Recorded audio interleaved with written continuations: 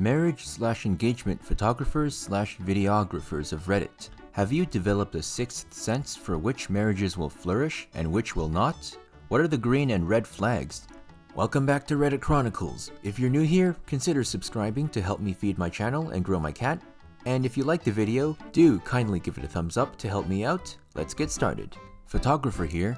I've done a few engagement photos and weddings. Red flags. When one person is critical of the other during the shoot, but then posts the photos with the caption, "About to marry my best friend and my soulmate." Also, when they badly Photoshop themselves and their partners to appear better looking than they actually are. Green flags. A couple who can laugh together when doing awkward poses, when they're wiping sweat from their foreheads, and when something goes wrong in general. I absolutely hate this kind of although it's pretty common that people who constantly love post about their SO are covering their insecurities and instabilities in the relationship. So true. The couples I know that have been together the longest barely post on social media. The ones I know who have many relationship issues post all the time. My favorite is being badgered about why I've only posted one photo of me and my significant other in 3 years. Keep in mind I've only posted about 15 times in those 3 years. Sorry, I don't need constant acceptance and reassurance. I don't need to flaunt or brag. I'm happy and she's happy, and that's all that matters. F off and mind your own damn business. Wedding videographer here. I try to get to know both people beforehand, so I can work in their hobbies/unique traits into my product. A big red flag is when one person is clearly trying to change the other. I had one dude who loved poker, craft beer, cigars, hanging out with his rowdy friends, video games, etc. I planned a cool shoot where I had all of his friends in an Old West saloon and he sees his bride-to-be, etc. But she steps in and declares, "Oh, we won't be doing any of those things anymore." Poor bastard just sat there in silence as I awkwardly had to plan them shopping for a Yorkie puppy instead. Halfway through the post-production after the wedding, he called and said he was getting an annulment. I wanted to say, "Could have told you so," but I tried to stay neutral. Green flags are just the opposite. Embracing the other person's habits/hobbies/interests. Basically not being a controlling freak show. Yikes. Aside from the usual, "it makes you a terrible person" reasons, why would you want to marry someone you have to change? Like, that is so much mental work. The nagging, the coaching, the grooming, etc. Same goes for the people who spend so much mental energy pretending to be someone else. Just find someone you're actually compatible with. Work smarter, not harder. Photographer here. To me, the biggest sign is the cake cutting.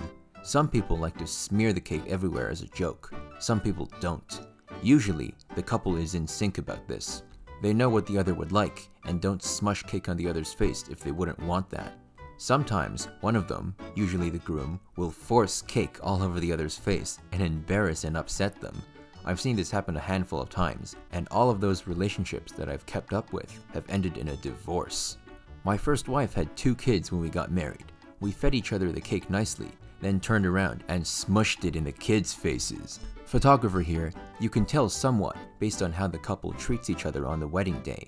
If they're respectful toward one another, and toward me, during a day full of stress, then I think that's a good indicator of being able to deal with other problems that may arise during a marriage. Best advice I got about marriage was from my psychology professor. He told us, never marry someone until you've seen how they react when something goes wrong. I think for some couples, that may turn out to be the day of the wedding. You never really know someone until you put them in front of a slow computer. Ex-wedding photographer. Typically, I saw red flags when the bride or groom is super quiet. I mean silent and just watching. One instance was a groom who barely said 10 words to anyone during the ceremony or reception afterwards. The bride and her mother were extremely loud and excited the entire time. The bride needed everything to be perfect. I dropped off the photo bundle with them 2 weeks later, and he was still quiet. She, however, complained about all of the pictures because the groom wasn't smiling enough. She wanted a discount because I couldn't make him look happy enough. They got divorced about a year later. I know because I did his engagement photos with his new fiancée about 4 years after his first wedding. His engagement photos showed him much happier. Well, at least he liked your work enough to hire you a second time despite him being miserable the first time. So you must be a damn good photographer. Ex-wedding photographer here. There were only a couple situations where I had doubts about the couple's future, and one where I was certain. 1. I met the couple in a cafe to discuss their ideas and my services. The girl was very happy. She was very emotional and interested. The guy, however, was rolling his eyes and grunting at everything, and I stopped trying to get him involved in the conversation after he ignored me twice. It made the girl very uncomfortable, and she was apologetic of his behavior. I don't know what happened to them, as they apparently chose to reschedule their wedding and didn't hire me in the end. 2. I declined shooting a wedding when the person who was going to hire me was the groom's mom. When I asked her to arrange a meeting with the couple, she said they didn't want a wedding, meaning they wanted to elope, and it was her initiative to celebrate it. I tried to play the "I want to hear the bride's ideas" card, but she told me the bride has no ideas, she obeys the groom, and the groom obeys mom. So I only talked to the mom, so I declined. I hope the girl is fine. No one deserves a controlling mother-in-law. Finally, I was a guest and a photographer at my friend's wedding. The bridesmaid was wearing a short, white dress, and she was chirping about her side hustle, modeling for photos and catalogs, how her boyfriend saw her in so many wedding dresses he won't be surprised when she wears one to the wedding, and how she caught 8 bouquets already, this will be her 9th. She talked a lot about wedding planning and stuff, but apparently there hadn't even been a formal proposal, and her boyfriend, who was a guest as well, looked very annoyed and clearly wished he were somewhere else. Anyway, the bridesmaid started begging me for photos of her and her boyfriend a week after the wedding. I told her several times that when I start editing the photos, I'll do hers first, and by the time I sent her the photos, they were already broken up. She started dating someone else a month later and got married the next year. Wedding planner here. Red flags. Nerves are normal, but when one of the pair start doubting whether they should go through with it way before the day, you know something isn't quite right. Green flags. They make decisions together and have each other's backs, especially when family can be pressuring. We had a stressful, let's put it this way, wedding due to my parents and sister. The biggest thing I took away from that was feeling like it was me and my husband as a secret team, managing all the outrageous, familial, and manipulative bullshit around us. I feel like we were partners in a spy novel or something. He was the only person I could fully rely on, and we'd sneak off to the pub to decompress and plan our strategies almost every afternoon. It only strengthened my desire to marry him. I felt like we were the 100% secret, only sane people here team, us. Wedding videographer. Probably when the bride got absolutely blackout drunk and started telling everyone at the party in that drunk loud whisper that she was groom's brother. Lol, this isn't a red flag, this is when you get a divorce. Used to be a wedding planner. Red flags. Constant apologizing for their other half's behavior/attitude. Lack of input from one of them.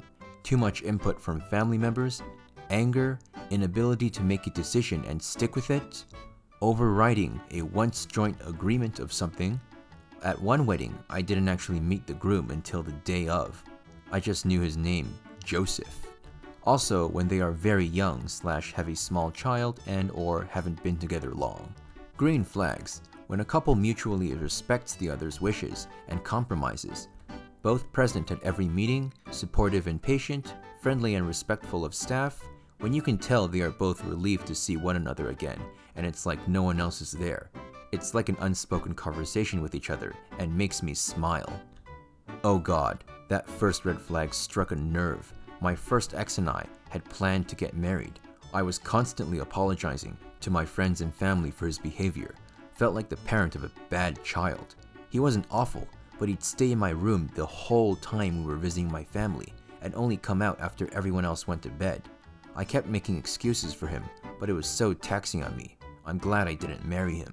So guys, just a side note at this point, if you're ever in a situation where you know you eventually have to, or at least should, go and meet someone, don't avoid them. That's only going to make things worse because they're going to rationalize that you don't like them or something. And even if that is true, I mean, it doesn't really help you to have them think that, right? So it's best to just get it over with. Wedding photographer here. Been shooting for a while, of late, with a reputed brand in Singapore. Don't think anyone knows me on Reddit, so I'm pretty safe. I'm also recently married, so I understand the signs I see having gone through them, and hopefully and thankfully are able to recognize and can be mature enough through them with my wife when we see them surface. Disclaimer, Not all the time the red flags equate to a breakup in marriage. You'll be surprised how durable relationships are and how much compromise and forgiveness goes through a marriage.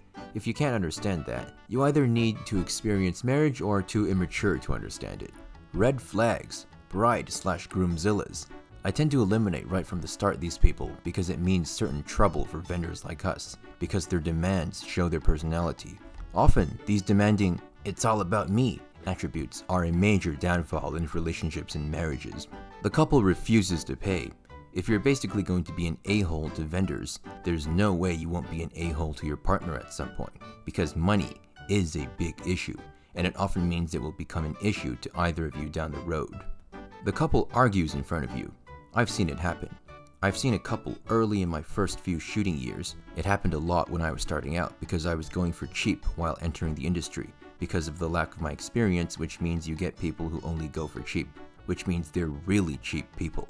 And I encountered a couple who met me to pick up the pictures, and they looked like they just had a really big fight before meeting me. The couple invites tons of people to the wedding dinner banquet. Chinese dinners are 8 to 10 course dinners and are quite expensive per seat, and there are empty tables. We're talking each table of 10 people costs around $2,000 when the banquet begins. The couple splurges super big time on the wedding, and I enter their house and I see them actually living as simpletons or from a very humble background. Knowing their professions also tells me they're clearly not able to afford this wedding. I know immediately it's going to go downhill from here with the debt they're already carrying into their marriage. Good luck to paying off the $100,000 wedding before even buying your house. House and car here in Singapore is impossibly expensive, at least $100,000 for a car and between $500,000 to $1 million for a house. Go look it up. Green flags. The couple makes the wedding about their guests. The couple meets every person and thanks them, and people can't wait to help them and support them through the wedding. I can't emphasize this point anymore. People literally come around to help those people and stay late and sacrifice time willingly because they love them. These guys have something great about them that everyone sees, and they're going to last for sure. The couple accommodates every vendor and pays on time. They know what they're doing. When I see the couple encounter a really massive screw-up, how they react is really the deal breaker for me. I've seen the lights go out at the banquet hall for a good 30 minutes, and the guests were already kind of freaking out, but the bride and groom stayed chill. I instantly knew they were going to last. If they could be cool enough through a massively big day in their lives, they'd be cool when rocky stuff happens. Silliness is important in every relationship. If you're being serious all the time, you're probably holding back and not being honest. I'm not saying you should be very random. Haha, I put numbers there instead of some letters. But it's good to be relaxed around your partner. At least find one who doesn't tell you off for making stupid jokes. Edit. Also farting and other bodily things. You might not want a partner who Dutch ovens you, and that's quite fair, but pretending that neither of you is ever going to be gassy is a daft. Our bodies are pretty mingling sometimes. Just accept that, and you'll be a whole lot happier together. Best relationship advice I ever got from my jiu-jitsu professor. When you really like a girl, make sure you fart in front of her right away. Tried it out, she immediately said, "Oh, thank God it's like that," and let one rip. We both had a good laugh. It'll be 10 years in a few months. So basically, to summarize this whole video, people who are chill and care about others tend to have successful marriages, whereas people who are uptight and all about me tend to have unsuccessful marriages. If you want more where that came from, simply click on one of these boxes right here. And if you liked the video, I assume you did since you're still here, remember to let me know by giving it a thumbs up. And of course, if you haven't already, click my channel icon right here to subscribe and be one of the first viewers for every video I upload. I'll see you in the next episode of Reddit Chronicles.